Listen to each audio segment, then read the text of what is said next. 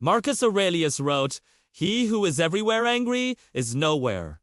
So there is no one who is always angry. He is really angry about nothing."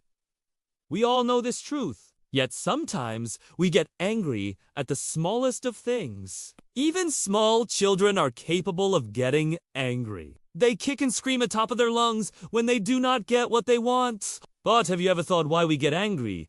How does anger work? What is happening within our body and brain when we get angry? And most importantly, how to stop being so angry? In today's episode, we are going to discuss how to stop being angry according to Roman Emperor Marcus Aurelius. Let's begin. Point no. 1. Identify the costs of anger. When you feel angry, think about the harm your anger has caused you. Has your anger damaged a relationship or broken a friendship? Has it made you say or do something that you later regretted? Has it reduced your productivity or caused you to miss out on opportunities? The Stoics urge us to shine a bright light on the destructive path of anger so that we can discourage ourselves from walking down it. Seneca asks, "What is this passion which rules over all others, which even the gods themselves cannot overcome?" Then he answers, "It is anger. For it is anger that drives a man to the most disgraceful acts, makes him break his oaths, desert his friends, commit sacrilege, abandon virtue, incur hatred, and do many other such things." Point 2. Don't blame external events. Ask yourself, what is within my control and what is outside of it? Marcus says, there are two classes of things which happen. Those that are in our control and those that are not in our control. You can only influence your judgments and responses. Everything else is beyond your control. The Stoics believe that emotions like anger are triggered by our interpretation of external events rather than by the events themselves. In other words, it is not what happens that causes anger, but rather what we say to ourselves about what happens. So before losing your temper, ask yourself, is the situation really as bad as I think it is? Or am I making the best of a bad situation? Point no. 3. Adopt the as-if method. When you notice anger rising within you, deliberately change your external behavior. Speak more softly. Smile.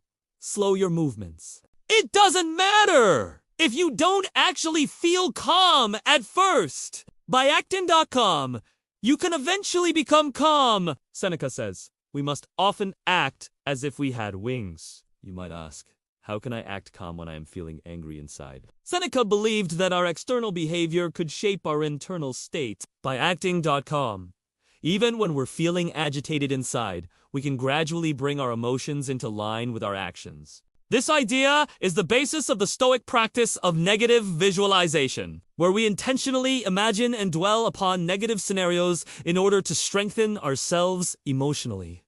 Point 4. Expand your perspective on others. Don't rush to judge someone else's behavior. Think about their character as a whole and the circumstances they are facing. Marcus Aurelius writes, think of the person as a whole, not just the part that provokes you. Sometimes our anger towards others stems from a lack of understanding or knowledge about their situation. Perhaps they are acting in a way that seems offensive or hurtful to us because they are driven by fear, desperation, or some other powerful emotion. By expanding our perspective and trying to understand the other person's point of view, we can often diffuse our anger and respond to them with more compassion and understanding. Marcus also says, think before you speak. There is no check to the tongue after speech. Our words once spoken can never be taken back. So take your time to consider the possible consequences of your words before you speak.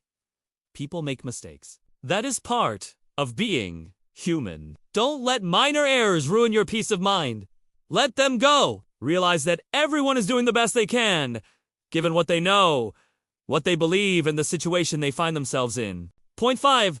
Recognize shared human imperfection. When you're feeling angry, ask yourself, do I have this fault too? Marcus Aurelius says, you have the power to have no opinion. Remember that you are not perfect either. You are also prone to making mistakes and causing pain to others. By recognizing our shared human imperfection, we can become more understanding and compassionate towards others. We can remember that everyone is simply doing the best they can, given what they know, what they believe, and the situation they find themselves in. Point 6. Pause to reflect before assenting.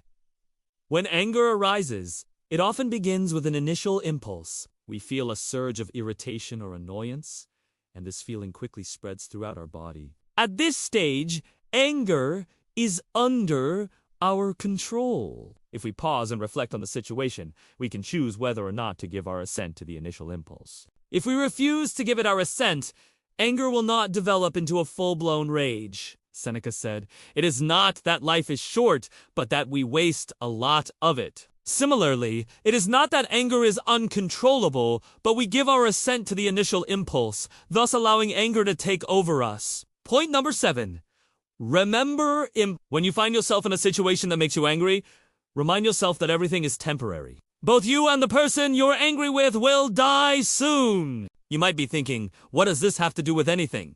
Well, death is the ultimate perspective changer. It helps us realize the futility of holding on to anger and resentment. Marcus Aurelius says, "You could stop being born right now." Imagine how absurd it would be for you to be angry with someone if you knew that you would be alive to see their next breath. Death reminds us of the preciousness and fragility of life and encourages us to make the most of the time we have. By remembering impermanence, we can learn to let go of anger and resentment and focus on living each day to the fullest. One thing that Marcus Aurelius says that can help us deal with anger is memento mori, which means remember that you will die. We can ask ourselves, will this matter in 10 years? Will this be worth arguing about in 10 years? When we think about death, we realize that our lives are limited and that we should not waste them on anger and resentment. Point 8. Cultivate inner tranquility. When you are angry, you are far from peaceful.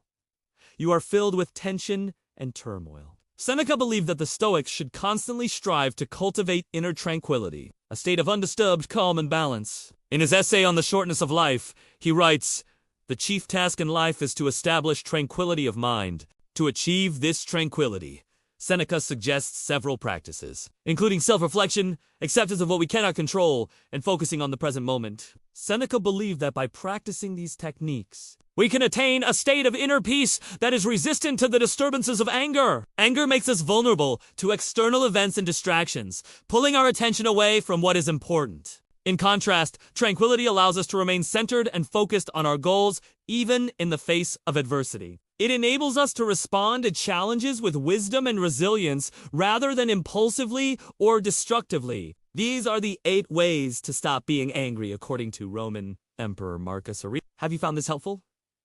Let us know in the comments below. We hope you enjoyed this video.